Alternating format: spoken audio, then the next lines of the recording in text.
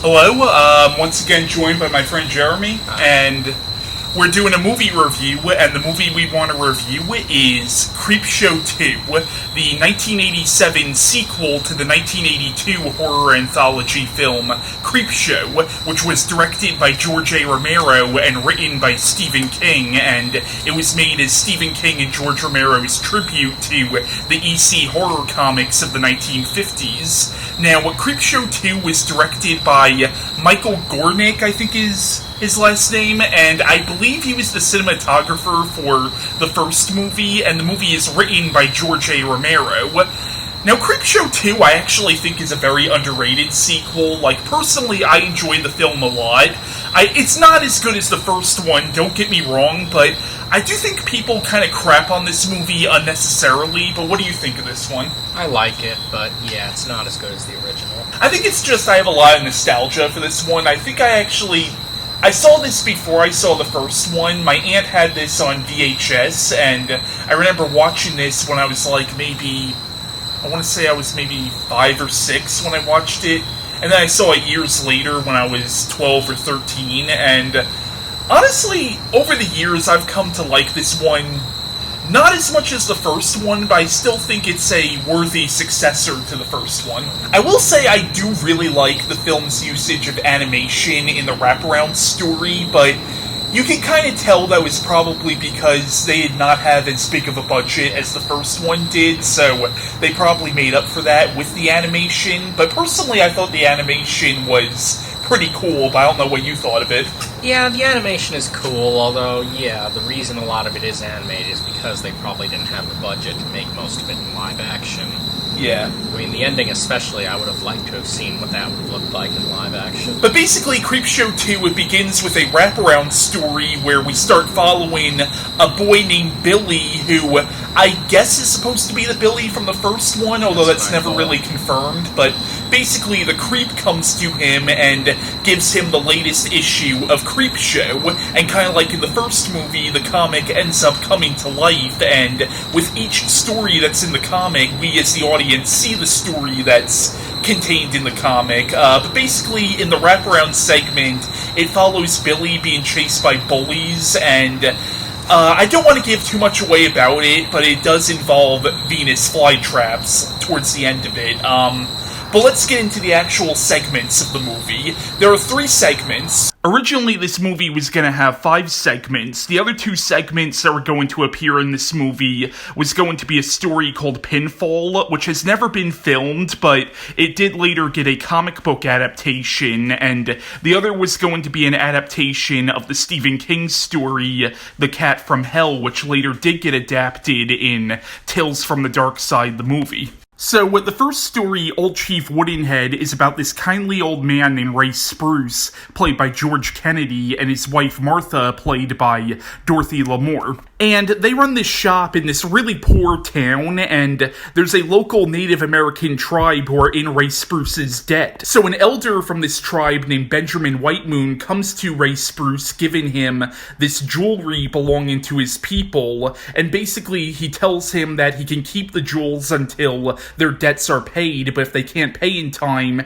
they can keep it forever. But their shop ends up getting robbed by a gang of thugs led by Sam Whitemoon, the rebellious nephew of Benjamin Whitemoon, and they come there looking for the jewels that Sam's uncle recently gave the Spruces. And when Ray refuses to give the jewels away, Sam ends up murdering the kindly old couple. But the Spruces had this cigar store Indian in front of their shop, and it turns out that this Indian was possessed by a Native American spirit. And the cigar store Indian, called Old Chief Woodenhead, ends up coming to life to avenge the Spruces' deaths. I like this segment.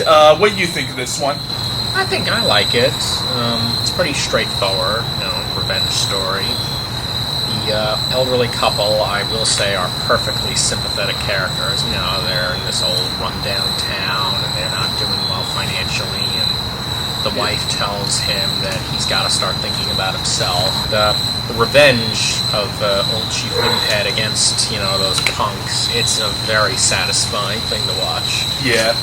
Now, the actor who plays Sam Whitemoon, I forgot his name, but he's been in a lot of other stuff, like he was in Fight Club, but that actor actually isn't Native American, and I remember I heard an interview with him where he was talking about this movie, and he mentioned how he brought up to the casting director, "I'm not Native American," and one of the producers apparently said to him, "We'll make you a half-breed."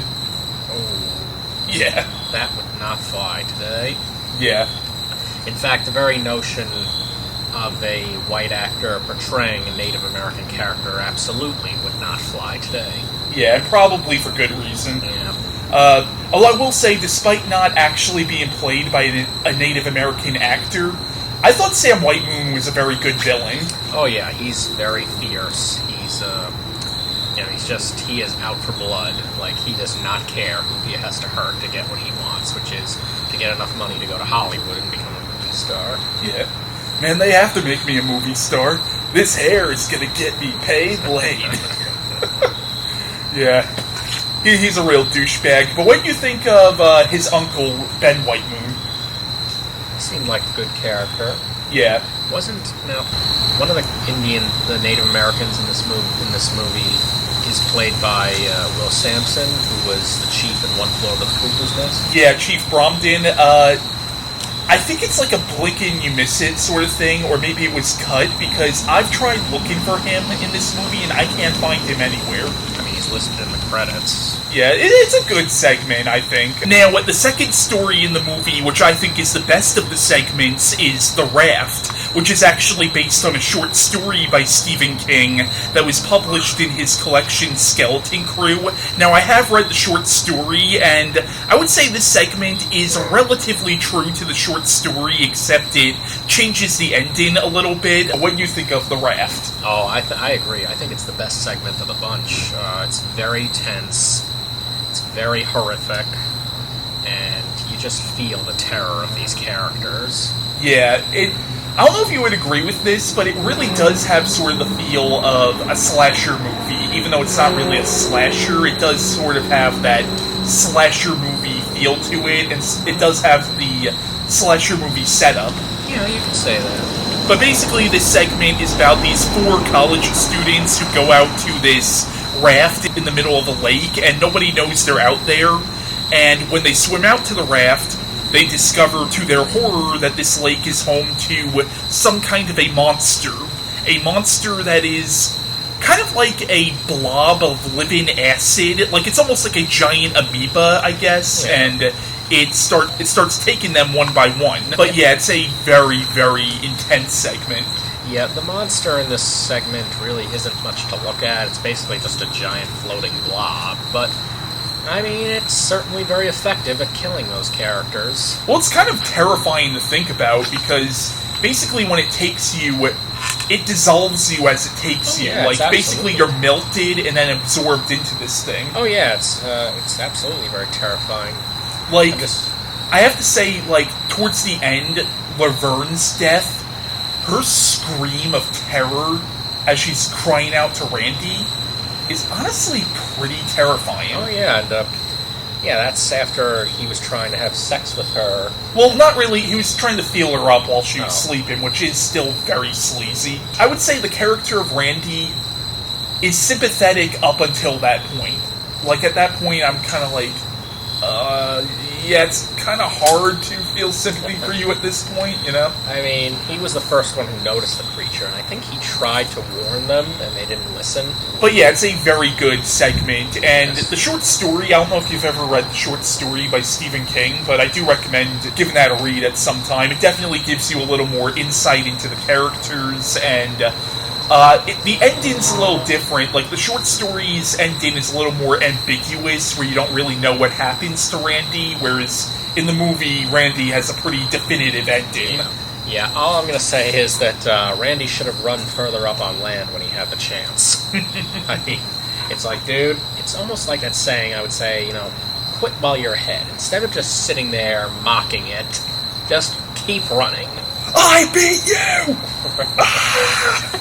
And the third and final segment of the movie is called The Hitchhiker, and basically it's about this woman who was cheating on her husband with a male prostitute, and now she's in a hurry to get home, and she accidentally runs down and kills a hitchhiker, and long story short, the hitchhiker's ghost starts following her, and every time he shows up, he starts saying, "Thanks for the ride, lady."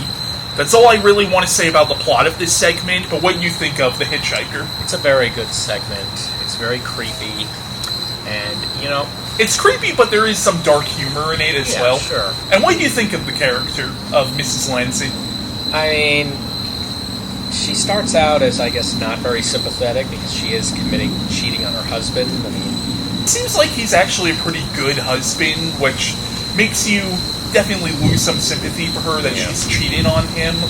I guess you feel for her that she does feel, you can tell she feels guilt about hitting this guy, but the issue is she doesn't own up to it, and that's why she ultimately gets her comeuppance, is because she doesn't own up to this horrible accident. Correct, and the whole reason she hit him was because she was in such a rush to get home, before her husband did.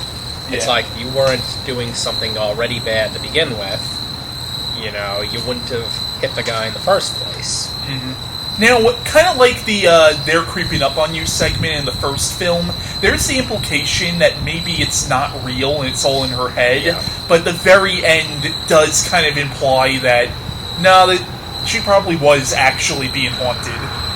Yeah, I agree. I was about to say that as well. There were implications throughout the segment that, it was in her head. What do you think of Stephen King's cameo in this segment as the truck driver? I liked it. It was perfectly trashy and profanity-laden, right? Yeah. And what do you think of the hitchhiker as, I guess you could call him a villain, even though he's kind of justified in his revenge? He's pretty creepy, especially, as the segment goes on, he gets more and more bloody and decomposed, and his voice, gets rougher and rougher. Thanks for the ride, lady. Thanks for the ride! Towards the end, when he's really bloody and his eyes are, leaking out, it's horrible. And like I said, his voice is all, raspy and grotesque. Now, in speaking of Stephen King, there is a fun little Stephen King reference besides his cameo. In the background of the male prostitute's apartment, you see a copy of It right above his bed. Oh, I never noticed that. Yeah. But yeah, this one's a really good segment. When I was younger, this actually used to be my favorite of the three segments, but as I've gotten older, I would say the Raft, I think, is my favorite. To go back to the whole wraparound story in the movie, I forgot to mention that the creep in the movie is actually played by Tom Savini, however, he's voiced by Joe Silver. What do you think of the creep in this one? I definitely liked that he had a little more to do and a bigger part to play than he did in the original. Well, I must say, I would have preferred that they had kept his look consistent with the original. His voice is great, though. Yeah. I'll say that. Yeah, and he's fun in the movie. What do you think of some of his lame puns in the movie, though? You must be gluttons for punishment. They're pretty cheesy, I must say. Or, it's time for a boogeyman to boogie. or what was the other one? Well, that was Slick, when he's talking about the raft, because the creature looked like an oil slick. And to go back to the whole animated sequences in the film, what do you think of some of the bullies in it? The leader of the bullies always interested me, how when he gets kicked in the nuts by Billy, he's like, "Catch him! I want his ass!" They're definitely very over the top. Yeah. I mean, it's why are they even picking on this poor kid to begin with? Yeah. And ever notice how one of the bullies is this nerdy-looking kid? And I'm what the hell is that kid even doing with them? Yeah, that always interested me, too. It's why would these big, tough bullies let this nerd into their group? As evil as the bullies were, do you think they deserved their comeuppance at the end of the wraparound story? Well, they did ruin Billy's new package, that little Venus flytrap bowl that the lead bully stomped on. Yeah, but do you think that justifies being eaten alive by giant Venus flytraps? I mean, I suppose not, but it's it ties into basically what you said about bad things happening to bad people. The wraparound segment of the movie always intrigued me. Again, I know what they did in animation to save money, but I still think the animation, it adds an interesting tone to this movie, I think. It definitely makes the movie stand out, in my opinion. I agree. But any closing thoughts on Creepshow 2? It's a good, but not as good as the original follow-up film.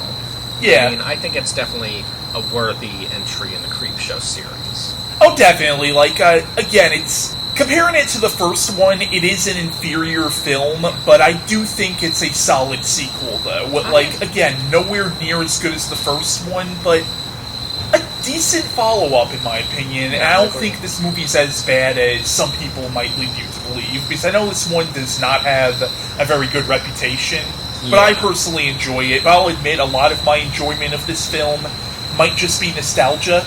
Yeah, it's definitely not as good as the original. No, definitely. It's not as consistently directed as the first one was, because Michael Gornick, he's no George Romero. Correct. So that was our review on Creepshow 2. Our next movie review will be on Tales from the Dark Side, the movie, which in my humble opinion is the true Creepshow 3.